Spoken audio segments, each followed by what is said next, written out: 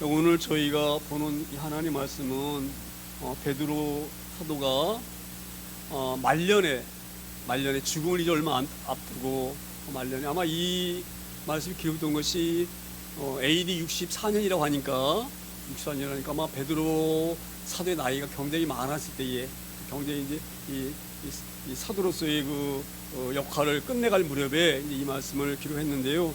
특별히 이 AD 64년도에는 그 로마 네로 황제가 이 로마를 통치하던 그런 시기였는데 64년도에 일어난 큰 사건 하나가 어떤 사건이냐면 그 로마 시내가 3분의 2 정도 불이 화재가 나가지고 완전히 타버리는 그런 아주 엄청난 그런 사건이 일어납니다. 그런데 이 당시에 우리가 너무너무 잘 알듯이 바로 황제는요, 약간 사람이 좀 개팍한 사람이에요.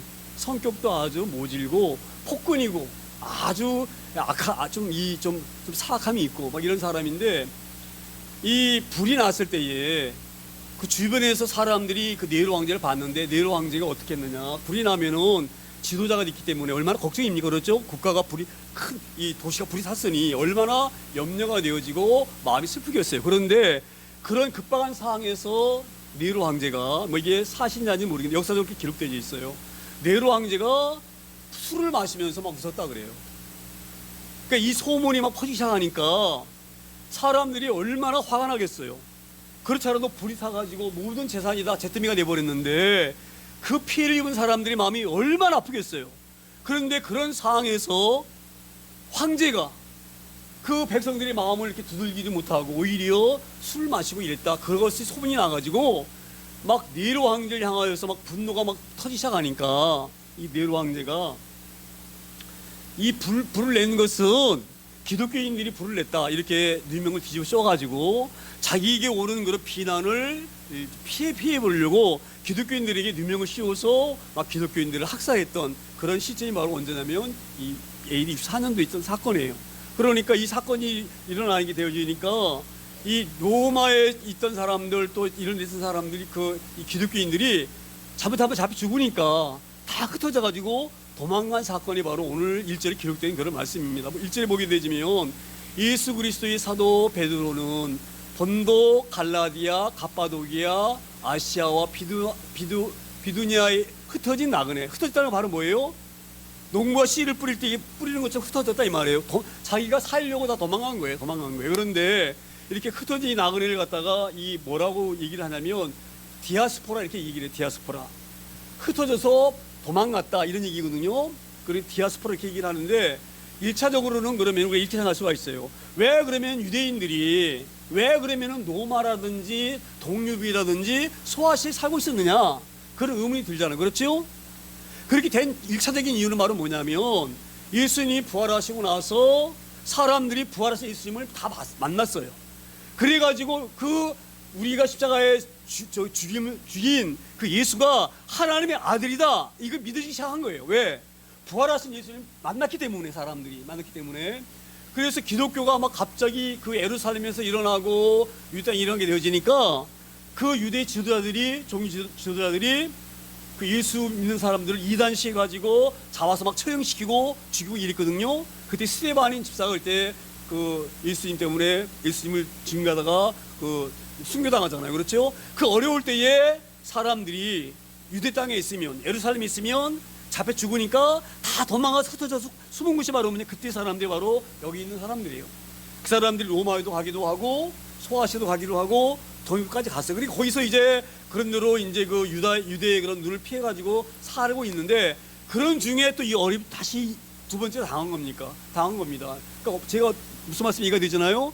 1차적으로는 그 유대 사람들의 그 핍박을 피해 가지고 흩어졌었는데, 이 사람이 다시 흩어진 곳에서 또 다시 어려움을 당하게 되는 거예요. 두 번째로 로마 네로 황제로 인하여서.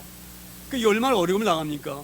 그러니까 이것을 지금 이 베드로 사도가 이 본문을 편지를 썼는데, 너희들 힘들어하지 말아라, 염려하지 말아라, 그 위로하려고, 그들을 소망을 주게 하시려고 이 편지를 준 거예요. 그런데 1절에 이렇게 기록되어 있습니다. 예수 그리스도의 사도 베드로는, 이게 굉장히 중요해요. 예수 그리스도의 사도 베드로는, 이 사도라고 하는 것은요, 이런 의미입니다. 사도라고 하는 것은 이 베드로가 자기를 이렇게 주장하는 거예요. 내가 바로 사도인데 이 사도라 하는 것은 하나님께서 나에게 임무를 주셨다. 어떤 임무? 너희를 구원하라고 하는 그 임무를 내게 주셨다. 그 권한을 가지고 내가 너희에게 이야기한다. 이건 이렇게 얘기하는 것입니다. 제가 어제 그런 모임에 가가지고 뭐 이 뉴스를 자세히 보지 못했는데 갔다 와가지고 저녁 집에 와서 한 11시쯤 됐나 10시 반쯤 됐나 뉴스 잠깐 보니까 어제 계엄이 통과되어가지고 한덕수 국무총리가 대통령 권한 대행이 되었다. 그런 뉴스 잠깐 나오더라고요. 그게 바로 뭐냐면 한덕수라고 하는 그 국무총리가 대통령 대신 일을 하는 거예요. 누구의 유임을 받아서 국민들이 그렇게 유임해 준 거예요. 할렐루야. 그거는 이 사도라는 것은 대단한 권위입니다. 어떤 권한이냐? 하나님 그 일을 대신해서 이 베드로에게 맡기신 이 권리예요. 그러니까 사도라는 것은 굉장히 중요한 거예요. 그래서 지금 이 베드로가 그걸 지금 자기의 그 정체성을 얘기하면서 내가 하나님의 사도이다. 그런데 내가 사도의 입장으로 이 흩어진 나그네들에게 권면한다. 그렇게 위로하는 소망의 말씀이 있습니다. 그리고 중요한 말이 어떤 말이냐면 아시아와 비두니아에 흩어진 나그네. 할렐루야. 우리가 좀 이거를 좀 이 본문 가지고 길게 좀 설명하기 좀 시간이 너무 짧은데 우리 하나님이 일하심입니다. 자 보세요. 왜 스데반 집사에게 그런 순교가 왔느냐? 왜 그 유대에서 예수 믿는 사람들에게 핍박과 박해가 왔느냐? 그 핍박과 박해가 있었기 때문에 그 박해를 피하려고 그 어려움을 피하려고 로마로도 도망가고 소아시아로도 도망가고 좀 갑바도기나 이런 데 도망간 거예요. 이 도망간 것이 바로 뭐냐면 하나님이 그렇게 하신 거예요. 하신 거. 이게 바로 복음의 씨앗을 뿌린 거예요. 이제 나중에 제가 이제 2절 3절 보면 이런 말씀이 이제 이해가 되도록 이제 나오는데 그런 흩어진 나그네. 이 나그네인데 나그네라고 하는 것은 바로 뭡니까? 나그네라고 하는 것은 나그네. 나그네 그러면 우리가 먼저는 이런 생각이 들잖아요. 나그네는 얼마나 힘들겠어요. 나그네로 하는 것은 힘든 것입니다. 나그네로 하는 삶은요 쉬운 삶이 아니에요. 여기저기 떠돌아다니는 그런 인생이기 때문에 그 만만한 삶이 절대 아니에요. 바로 지금 이게 어떤 것을 의미하느냐? 너희가 지금 바로 황제의 핍박과 받기 때문에 흩어져 사는 삶이 나그네 같은 삶이에요. 도망다니는 삶이니까 얼마나 힘들겠습니까?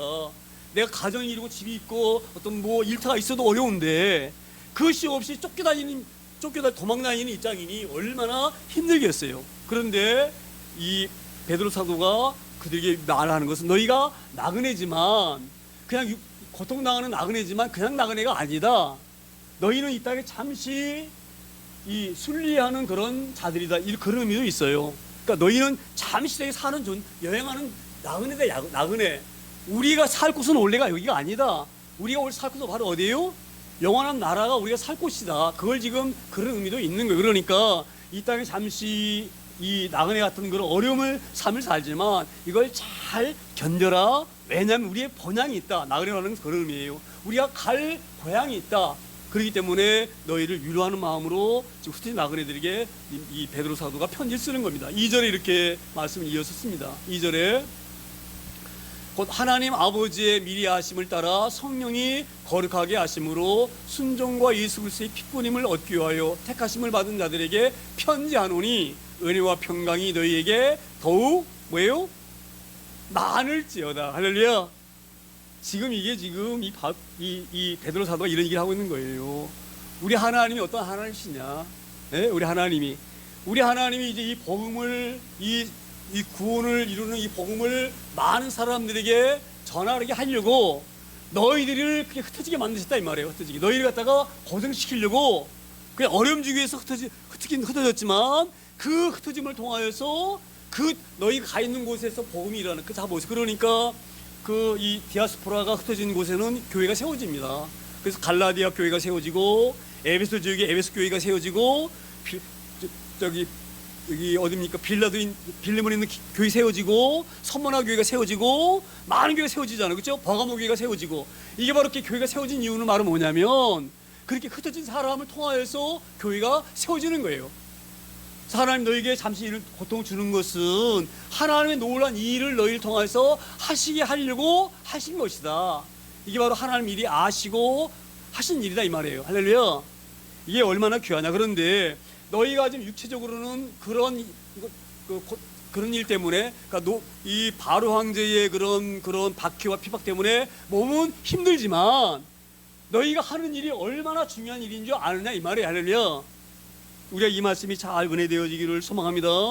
우리 교회도 보게 되어지면 어떻게 한 사람이 더 전도하려고 예를 쓰고 수고하고, 제가 누구 말씀 안 드리지만 제가 다 그런 누구나 그런 말을 다 지금 하고 있습니다. 자 보세요. 지금 우리가 힘든 가운데 있어요. 지금 앞길 헤쳐나가기도 사실 어려워요. 그런데 그것도 중요하지만 그런 가운데서도 전도하고 이게 얼마나 귀한 일이냐. 자 보세요.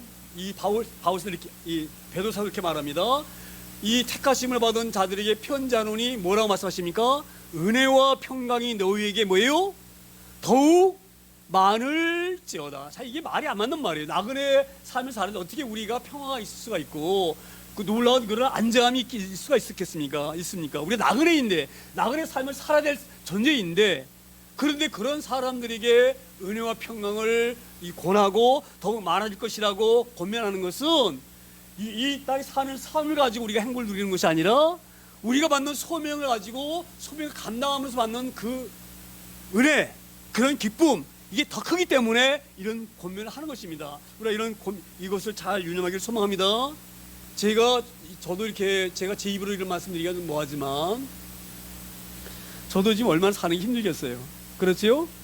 제가 늘 말씀드리지만 혼자 저기 유비당한 것처럼 감옥살이 같은 것처럼 컨테이너에 가서 혼자서 이렇게 사는데, 시한 사람이 올 때는 얼마나 그 삶이 곤고한 삶입니까? 한번 생각해 보세요. 제가 말씀드리잖아요. 입맛도 없어서 밥 먹는 게 너무 힘들다 그러잖아요. 그렇죠? 그런 가운데서 제가 거기서 혼자 있을 때는 얼마나 힘들겠어요. 그런데 저녁에 딱 이 일 끝내고 잠자리 들기 전에 기도할 때 그 기쁨은 이루 말할 수가 없어요. 제가 이제 휴대폰을 제가 찬양을 틀어가지고 블루투스 통해가지고 소리 크게 해가지고 지금 막 찬양 듣기 좀 해놨는데, 그 찬양을 들으면서 잠깐 혼자 있으니까 제가 자유롭잖아요. 그러니까 막 소리 지르고 막 기도할 수가 있잖아요. 그렇죠? 그때에 오는 기분은요, 이루 말할 수가 없어요. 할렐루야. 지금 바울 사도가 이걸 얘기하고 있는 거예요. 너희가 지금 너희 조국에서 떠나고 너희가 살 고향을 다 떠나서 흩어져 있는 가운데서 그 흩어진 곳에 다시 또 로마 바로 왕조를 통해서 얼음이 당해가지고 2중 3중으로 고난이 겹쳐 있는데 어떻게 너희 마음이 기쁠 수가 있겠느냐 이 말이야. 할렐루야. 그 현상은 기쁘지 않지만 너희 가운데 기쁨이 있을 수밖에 없는 것은 너희를 통해서 하나님의 일하심, 너희를 거기서 파송한 것은 그 자리에 복음을 전하라고 너희를 흩어지게 하셨으니 그 삶을 감당한 너희들에게는 얼마나 큰 기쁨이 있을 수가 있느냐. 이걸 지금 베드로 사도가 통찰하고 고면하는 말씀이 있습니다. 그러니까 우리가 이 땅에 살면서 그런 기쁨이 우리 가운데 넘쳐나기를 소망합니다. 할렐루야. 우리의 형편과 우리 삶은 정말 곤고하고 힘들지라도 우리가 하는 일들이 얼마나 귀한지, 정말 막 사람들에게 복음을 전하려고 하는 그런 마음이 있고, 가난한 사람들을 교회로 오게 해서 이 구원의 말씀을 듣게 하려고 하고, 이런 열정이 우리에게 있음이 얼마나 귀한지, 이것을 베드로 사도가 지금 흩어져서 고난 나오고 있는 나그네들에게, 그런 나그네 삶을 살고 있는 그들에게 권면하는 말씀이 있습니다. 이 말씀이 우리에게 적용되어지기를 소망합니다. 이때 사는 우리 삶이 비록 현실적으로는 우리의 삶 자체로는 어렵지만 그 어려운 가운데서도 이 베드로 사도가 이 비아스포라 흩어진 사람들에게 주는 이 권면이 우리를 향하신 하나님의 말씀인 것을 깨달아지기를 소망합니다. 그리고 이제 3절에도 보게 되지면 다시 이렇게 말씀을 하십니다. 우리 주 예수 그리스도의 아버지 하나님을 찬송하리로다. 그의 많으신 긍휼대로 예수 그리스도를 죽은 자 가운데서 부활하게 하심으로 말미암아 우리를 거듭나게 하사 산 소망이 있게 하시며. 할렐루야. 오늘 지금 이 베드로 사도는 이런 얘기를 하고 있는 거예요. 베드로 사도가 하나님을 찬양하지 않을 수 없어요. 베드로가 어떤 사람인지 아시죠? 베드로는 원래 고기 잡는 어부예요. 어부. 그 당시에 어부라고는 직업은요, 뭐 이런 말씀드리면 너무너무 죄송하지만 그때는 계급 사회거든요. 신분의 차이가 분명히 있는 사회예요. 지금도 우리가 이런 신분을 구별하지 않잖아요. 뭐 어부라 그래가지고 무시하거나 뭐 이거 하지 않잖아요. 모든 사람이 귀하잖아요. 그렇죠? 근데 그 당시에는 그런 사고로 사는 시대가 아니에요. 그러니까 어부라 가면은 사람들에게 무시당하고 이런 삶을 살았던 그 베드로 사도인데, 베드로 사도가 지금은 그 하나님 복음을 전하면서 여러모로 어림나고 있지만 자기가 얼마나 감사한지를 깨달은 거예요. 자기가 그런 어부의 삶을 사는 그런 존재였었는데 하나님이 그를 부르셔서 사도로 삼아주시고 또 하나님을 만나게 하셔서 이 구원 얻은 것이 얼마나 감사한지 그 고통 가운데서도 하나님을 찬양하는 그런 베드로 사도의 고백인 줄 믿습니다. 이 베드로 사도가 뭘 지금 얘기하냐면, 베드로 사도가요, 자 보세요, 베드로 사도가 예수님 따라다니면서 엄청난 그런 예수님의 기적을 그가 목도했어요. 그런데도 불구하고 베드로 사도에게는 믿음이 없었어요. 우리가 너무너무 잘 아시죠? 베드로 사도가 그 예수님이 잡혀가시던 날 밤에 예수님을 부인하고 저주하고 예수님 욕하고 그랬던 사람인데, 이 베드로의 신앙이 언제 들어섰느냐? 예수님이 부활하신 사건을 보고 베드로가 믿음이 들어온 거예요. 할렐루야. 그러니까 지금 베드로가 지금 이걸 강조하는 거예요. 자기는 부활하신 주님을 만났기 때문에 우리가 얼마나 귀한 줄 아는 거예요. 우리가 죽음으로 끝나는 것이 아니라 우리도 주님처럼 부활한다. 이거를 그는 알기 때문에 이 땅에 사는 삶이 힘들지라도 고통스러울지라도 베드로는 너무너무 감사한 거예요. 할렐루야. 그렇기 때문에 찬송이 나오고 찬양이 나오는 거예요. 우리의 삶이 그렇게 되어지기를 소망합니다. 그렇게 되기를 소망합니다. 아무리 힘들어도 하나님 감사합니다. 그 찬양이 우리 가운데에 나오기를 소망합니다. 지금 오늘 이 베드로 사도가 그걸 지금 얘기하고 있는 거예요. 그래서 우리가 이 고통 가운데에 지금 우리가 적으로부터 이런 핍박을 당하고 또 이런 로마 황자라든지 그런 사회 전반적으로 우리가 어려움을 당하는 입장에 있지만, 감사한 것은 우리에게 부활의 소망이 있기 때문에 그러하다. 그렇게 지금 이 베드로 사도가 그 나그네 삶의 공고한 삶을 살고 있는 그들을 위로하고 그들에게 이런 귀한 소망을 주신 줄 믿습니다. 우리 이런 소망으로 살기를 소망합니다. 제가 잠시 예배 전에도 그 부자 사람 그 얘기를 했지만, 어제 우리 사모도 오면서 그런 얘기를 했어요. 그 많은 돈을 갖고 있는 사람이 얼마나 불쌍하냐. 할렐루야. 얼마나 불쌍합니까? 그 많은 자산을 갖고 있는 그 사람이 기쁨이 없고, 응? 그 누리지 못하고 그것을, 그걸 보면서 하나님 만난 것이 얼마나 귀하냐. 우리는 그 사람보다 수십 배 부자입니다. 할렐루야. 그 사람이 돈이 많은 게 부자입니까? 그걸 누리지 못하는 게 무슨 부자입니까? 그 사람이 사는 삶 자체가 그러는데, 제가 뭐 그 사람 흉보는 것 같아요. 너무너무 죄송한데 아주 별흉이 다 나와서 그래가지고 어제 선민하는 사람들이 그 회장님 그 뒷담화는 이라고 시간 다 보냈다고 할 정도로 했는데, 그런 걸 보면서 그분이 왜 그런 삶을 삽니까? 그분에게는 우리 갖고 있는 소망이 그게는 없기 때문에 그러는 거예요. 할렐루야. 우리가 이 소망을 갖고 사는 것이 너무너무 귀하고 감사함으로 살기를 소망합니다. 지금 이 베드로 사도가 그 고통 가운데 있는 사람들을 위로하려고, 우리가 지금 현실을 바라보게 되면 얼마나 어렵냐. 잘못하면 잡혀가가지고 사자밥이 되어지고 톱으로 켜서 막 죽임당하고 이 순교를 당하는데 얼마나 고통 가운데 우리가 있느냐. 그런데 우리가 그 고통을 기쁨으로 우리가 견딜 수 있는 것은 부활의 소망이 우리 있기 때문에 견딘다. 이런 희망을 그들에게 주는 말씀인 줄 믿습니다. 이 희망의 말씀이, 이 소망의 말씀이 우리에게도 적용되어지는 그런 말씀이 되어지기를 소망합니다. 4절에 다시 이렇게 말씀을 이어갑니다. 4절에 썩지 않고 더럽지 않고 쇠하지 아니하는 유업을 잊게 하시나니 곧 너희를 위하여 하늘에 간직하신 것이라. 할렐루야. 그러니까 지금 이 베드로 사도의 우리에게 주는 그 소망이 바로 뭐냐면요, 그냥 야 너희가 잘 된다, 뭐 이런 용의 차원이 소망이 아니에요. 뭐라고 말합니까? 썩지 않고. 할렐루야. 이 땅에 우리 몸은요 언젠가는 묻혀서 흙으로 돌아갈 몸이에요. 근데 변화받는 우리 몸은 그런 몸이 아니에요. 모든 것이 그래요. 모든 만물이. 그래서 나중에 이제 만물에 관해서 말씀하는데, 다시 하나님의 창조된 그 땅은 새하늘과 새 땅과 새 예루살렘인 줄 믿습니다. 그 나라를 우리가 경험하지 못해서 맞서 그렇지, 그것을 우리가 확실히 안다고 하면 이 땅이 아무리 어려워도 이 어려움은 아무것도 아니다. 할렐루야. 그래서 요한을 통해서 요한계시록을 기록하게 하신 거예요. 요한계시록도 요한이 밤모섬에서 엄청난 고통 가운데 있었거든요. 유배되어져 가지고 그 요한 사도를 위로하시려고 우리 예수님께서 그의 눈을 열어서 환상을 보게 하신 거예요. 어떤 환상? 천국을 보게 하신 거예요. 천국이 어떤 것이 보게 하신 거예요. 너희 소망 붙들고 이 오는 박해, 핍박, 어려움을 잘 견뎌라. 그렇게 요한에게 보신 것이 요한계시록이 있습니다. 오늘도 그것을 지금 이 베드로 사도가 말씀하고 있는 거예요. 우리가 이런 귀한 소망을 주신 하나님을 오늘도 찬양하며 예배하기를 소망합니다. 얼마나 감사합니까? 이 땅에 사는 삶은요, 제가 이런 말씀드리면 너무너무 죄송하지만 안개 같은 삶이에요. 잠깐이면 흘러가는 삶이에요. 제가 늘 말씀드리잖아요. 제가 엊그제 까만 모자 쓰고 고등학생이 있던 것 같은데 벌써 제가 나이가 73이에요. 언제 이렇게 세월이 흘렀는지 저도 모르겠어요. 순식간에 흐른 것 같아요. 순식간에. 할렐루야. 잠깐의 이 삶입니다. 우리 여기에 이런 삶의 할멈을 내줘서 이게 전부인 줄 알고 여기 우리가 빠져가지고 그 소망 하늘을 바라보지 못하고 이 땅만 바라보고 살다가 불행하게 사는 그런 삶 되지 않기를 소망합니다. 지금 베드로 사도가 그 고통당하는 그들에게 말합니다. 우리가 주님이 부활하신 것처럼 우리에게 부활 소망이 있다. 그 부활하신다는 의미가 바로 뭐냐? 우리가 썩지 않는 몸을 입는다. 그리고 거기는 새 하늘과 새 땅이다. 할렐루야.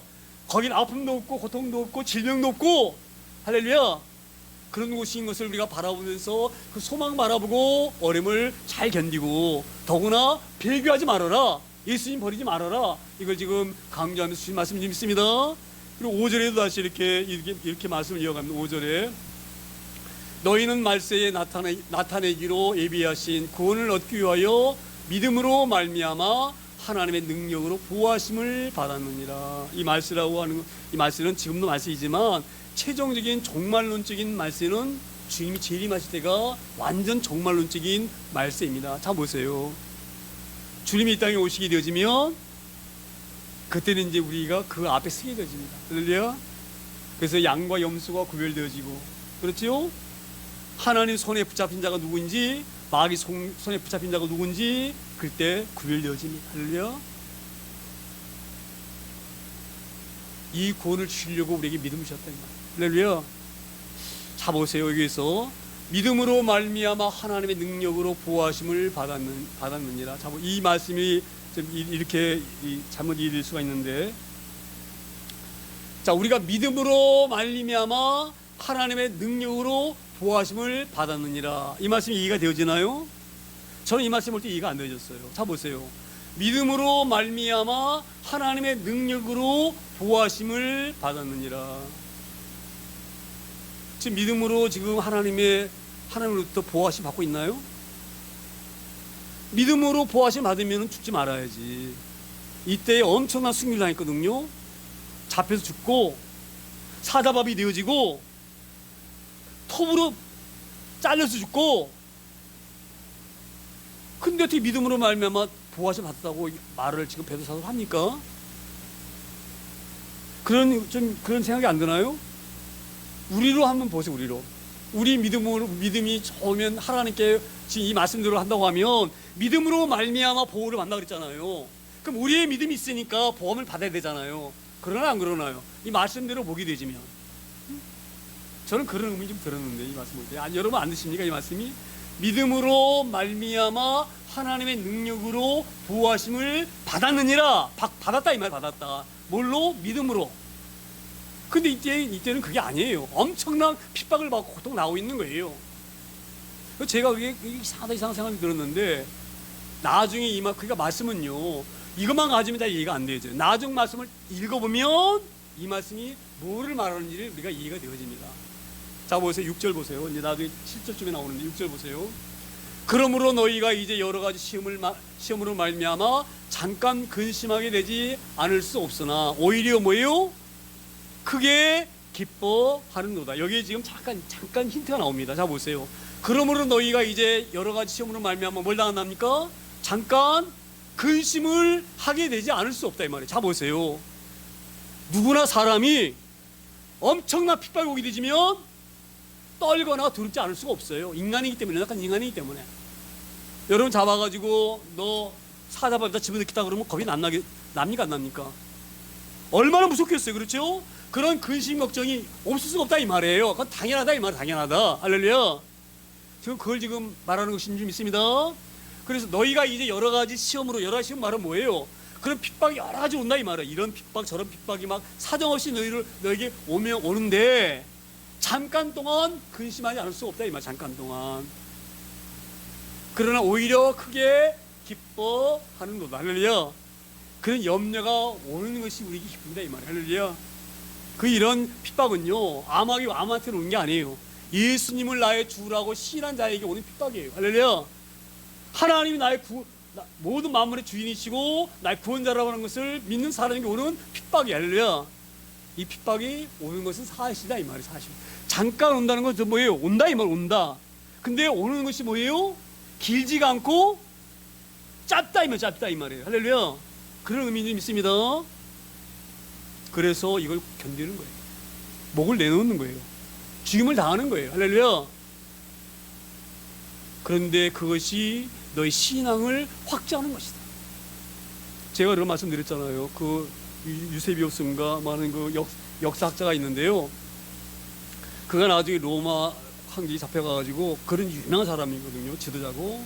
로마 황제가 너무 아까우니까 이 사람 죽이기가 너무 인물이 아까우니까 훌륭한 사람이니까 자기가 봐도 어떻게 하면 좀 살게 하려고 너 지금도 늦지 않았다.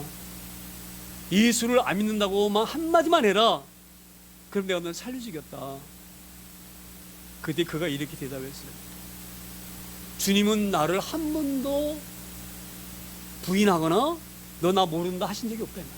우리 주님은 그 주님을 내가 어떻게 모른다고 할 수가 있느냐. 나는 그 주님을 모른다 할 수가 없다.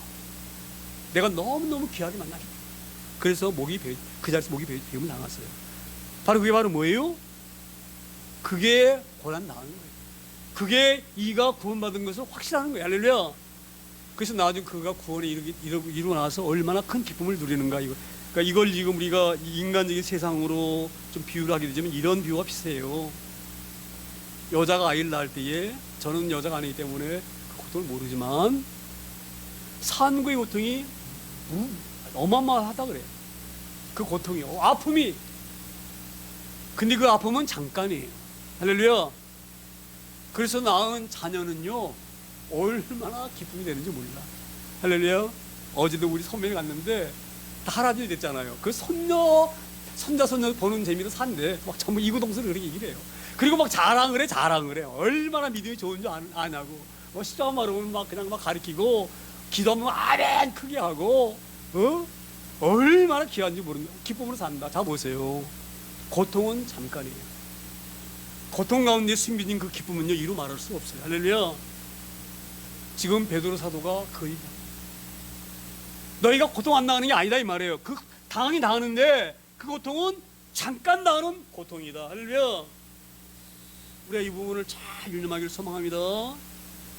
이 자리에 살면서 주님 섬기면서 오는 고통도 있을 수가 있어요. 근데 그 고통은 잠시면 지나는 고통이에요. 그건 넓게 보게 되지면 7절에 이렇게 설명해 주시는데 7절에 너희의 믿음의 확실함은 불로 연단하여도 없어질 금보다 더 귀하여 예수께서 나타나실 때에 칭찬과 영광과 존귀를 얻게 할 것이니라. 할렐루야. 그래서요 순교는요 아멘 하는 게 아니에요. 할렐루야. 순교는요 하나님께 놀라운 복이에요. 여러분 한번 뭐 이게 맞을지 안 맞을지 모르겠는데 순교하고 주님 만난 사람하고 저처럼 그렇게 편하게 큰 고통도 안 나하고 그리고 구원받아서 주님 앞에 서는 사람하고 주님 모시기 누가 더 기쁘겠어요? 한번 생각해 보세요. 순교는요 축복이에요. 축복. 저는 그렇게 생각합니다. 어차피 우리 몸은 죽을 몸이에요. 그렇습니까? 안 그렇습니까? 저는 그래서 그런 그런 마음이 들어요. 순교가 온다고 하면 그 사람 복 받는 사람이다. 할렐루야. 우리가 그런 각오로 살면은요 순교가 복이라고 하는 각오로 살게 되지면은요 어떤 어려움이 와도 그 어려움을 우리가 견디지 못할 어려움이 없습니다. 그러나 안 그러나 여러분, 그렇잖아요. 순교도 할 만한 우리가 믿음이 있는데 이 땅에 살면서 믿음 때문에 하나님 뜻을 살려가면서 오는 그 어려움 못 견딜 게 어디가 있겠습니까? 그러나 안 그러나요? 이 말씀이 잘 우리에게 깨달을 소망합니다. 금은요, 그 순금은 거저 나오는 게 아니에요. 순금은요, 광석에서 금이 섞여 있는 돌을 타내가지고 깨가지고 뜨거운 물에 부어서 그래서 끄집어내는 것이 금이에요. 우리의 이 구원의 놀라운 축복과 이 은혜도요, 그냥 오는 게 아니에요. 할렐루야. 그래서 베드로 사도가 오히려 너에게 오는 이 연단과 고난이 오히려 우리에게는 기쁨이 될 수 있다. 할렐루야. 그러니 우리가 못 견딜 박해와 고난이 어디 있겠느냐, 이렇게 그들에게 소망을 주는 귀한 말씀인 줄 믿습니다. 이 말씀 우리에게 잘 적용되길 소망합니다. 할렐루야. 이 땅 살면서 얼마나 우리 힘듭니까? 얼마나 어렵습니까? 할렐루야. 그래서 이 바울사도 그런 얘기를 했잖아요. 베드로사도가 그런 얘기 했잖아요. 너희가 아무 연고 없이 받는 고통은 정말 그 힘든 거지만 주로 인해서 받는 고통은 너무너무 귀하다, 그렇게 말씀한 줄 믿습니다. 우리에게 주님을 섬기고 살면서 지금 시대는 그런 시대가 아니지만 어찌되었건 어찌 보면 알게 모르게 오는 그런 어려움이 더 큰 적일 수도 있습니다. 우리 신앙을 더 힘들게 할 수도 있어요. 할렐루야. 그래서 우리가 이런 믿음으로 잘 견뎌낼 수 있는 저희를 되길 소망합니다.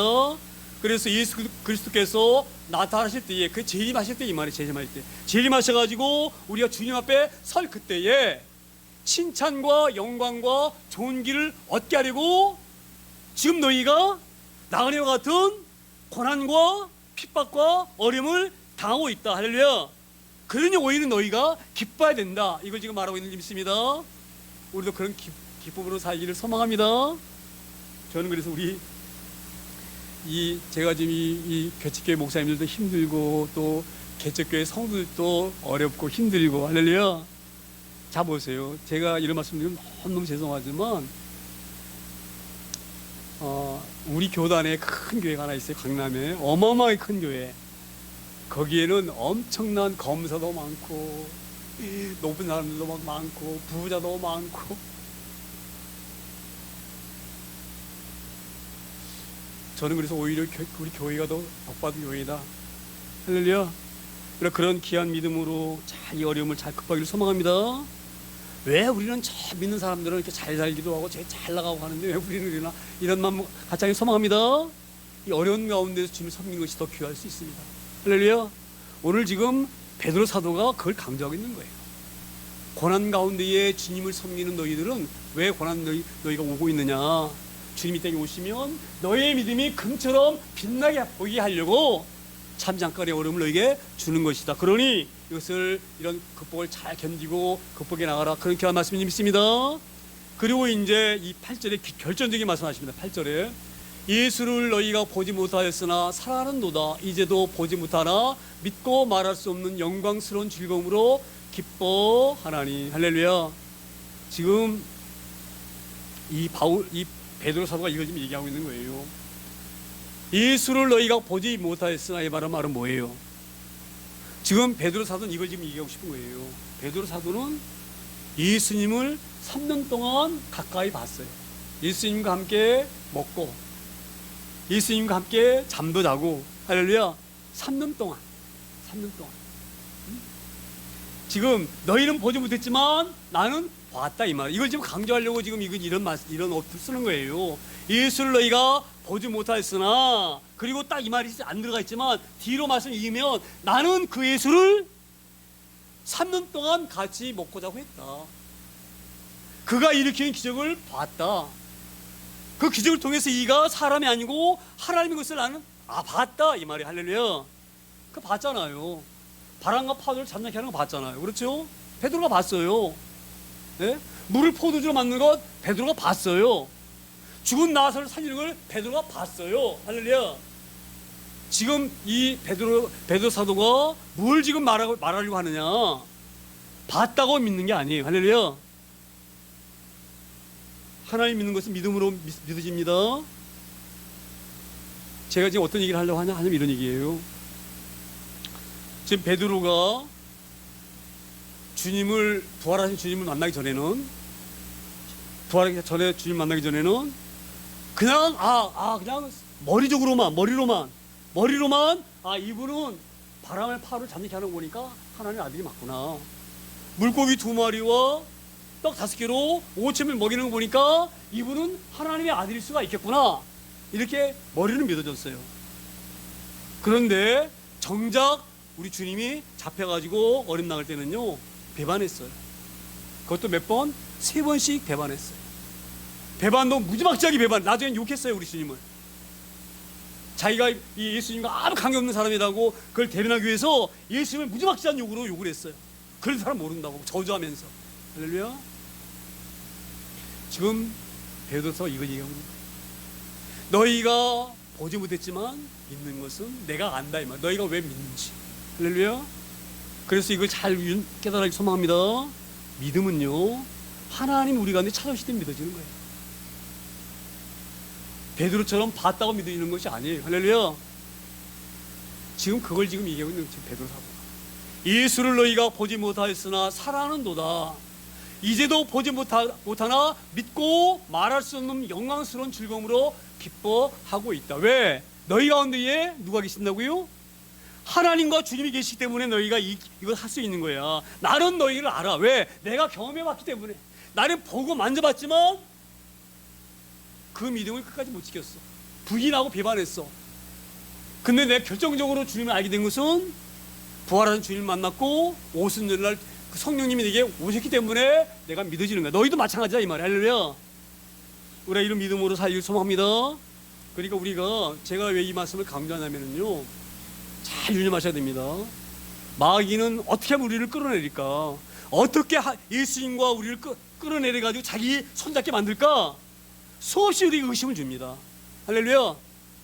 그 믿음이 올 때는 말씀으로 담대하게 물리칠 소망합니다. 우리 그런 의심이 올 때도 있어요. 우리는 왜냐하면 연약한 인간이기 때문에. 근데 그래서 우리가 늘 주님과 동행하는 삶을 강조하고 말씀 묵상을 강조하고 찬양을 강조하는 이유가 있어요. 주님이 나를 붙잡지 아니하시고 내 안에 계시지 않으면 이 믿음은 순간적으로 허물어져 버립니다. 지금 그것을 지금 이 베드로 사도가 강조하는 거예요. 너희가 이 어려움을 잘 견디는 것이 그냥 견디는 것이 아니라 너희 안에 계신 주님이 계시기 때문에 이 고통 가운데서도 즐거워하고 기뻐하는 줄 믿는다. 그렇게 말씀하는 줄 믿습니다. 그리고 이제 이 9절에 마지막으로 믿음에 관해서 말씀하는데 9절, 믿음은 믿음의 결국 곧 영혼의 구원을 받음이라. 제가 이 마지막 이 절을 보면서 제가 조금 전에 말씀드렸잖아요. 믿음으로 말미암아 하나님의 보호를 받았음이니라. 그 구절이 있었다 그랬잖아요. 그렇죠? 믿음으로 하나님의 보호하심을 받았느니라. 그때 제가 의심드렸다 그랬잖아요. 믿음으로 하나님의 보호하심을 받으면 우리가 육체적으로 보호를 받아야지. 죽임도 당하지 말아야지. 어려움도 당하지 말아야지. 왜? 하나님이 우리 보호하시니까. 그런데 이 말씀을 보고 제가 딱 깨달아졌어요. 믿음으로 하나님의 보호하심을 받는다고 하는 것은 우리 몸의 보호하심이 아니에요. 할렐루야. 이게 잘 깨달을 소망합니다. 제가 조금 전에 이해가 안 됐던 것은 내 육신을 중심으로 이해하려고 했기 때문에 이해가 안 된 거예요. 믿음으로 우리가 하나님의 보호하심을 받으면 내가 어려움 당하지 말아야지. 내 몸이 죽임 당하지 말아야지. 내 몸이 핍박받지 말아야지. 그게 하나님의 보호하심을 받는 거로 우리가 쉽게 착각할 수가 있잖아요. 그렇죠? 근데 하나님이 지금 말씀하신 그 보호하심이라고 하는 것은 우리 몸의 보호하심이 아니에요. 지금 뭐라고 말씀하십니까? 곧 영혼의 구원을 받게 하는 그 보호예요. 할렐루야. 우리 썩을 육신에 죽일 수 있는 것을 무서워하지 말고 네 영혼을 죽일 수 있는 그를 무서워하라. 기억나나 안 나나요? 할렐루야. 그렇죠. 그러니까 지금 뭐가 우리가 하나님의 믿음으로 우리가 보호를 받느냐? 우리 영혼이 보호받는 거예요. 믿음에서 떨어지지 않도록, 믿음에서 탈락되지 않도록. 할렐루야. 제가 그래서 그 말씀이 9절을 보면서 이해가 되어진 거예요. 할렐루야. 그래서 우리가 이 신앙생활 할 때에 잘 유념하길 소망합니다. 이 기복주의 신앙은요, 이 땅에 우리가 잘 되는 거예요. 하나님 믿으면 복되고 잘되고 자식도 막 잘되고 기업도 막 잘되고 그 육신의 복이 아니에요. 할렐루야. 하나님 말씀이 먹은 우리 영혼의 구원입니다. 그래서 우리가 예수 믿으면서 초신자 때는 그렇게 실족할 수가 있어요. 예수 믿어도 어떻게 예수 안 믿을 때보다 더 힘들어지냐? 에? 그럼 뭐로 예수 믿느냐? 그런 마음이 올 수가 있어요. 할렐루야. 우리가 믿음으로 하나님을 보호하신다. 그 보호하심이 우리 몸의 보호하심이 아니에요. 어떤 사람은 병이 크게 되면 믿다가 하나님 오만 사람도 있어요. 하나님, 내가 얼마나 열심히 섬겼는데, 내가 얼마나 하나님 위해서 내가 노력했는데, 얼마나 일한지 아시잖아 하나님. 그런데 내게 이런 병을 준다는 게 말이 됩니까? 그게 아니에요. 할렐루야. 오늘 이 말씀 잘 깨달을 소망합니다. 자, 그래서 믿음으로 말미암아 하나님의 보호하심을 받았느니라. 이 말씀의 그 큰 의미가 바로 뭐냐? 영혼의 구원을 받은 것을 말씀하는 거예요. 할렐루야. 우리 이 말씀 우리가 잘 깨달아지고 유념되어지기를 소망합니다. 이게 우리에게 얼마나 귀한지 모릅니다. 영혼 구원을 받은 것이. 오늘 그래서 이 베드로 사도가 최종적으로 말합니다. 너희가 잠깐 육체적으로나 이 땅에 사는 삶 자체가 어려워지고 고통 가운데 나그네와 같은 그런 빈궁한 삶을 살 수가 있지만 너희는 잘 인내해라.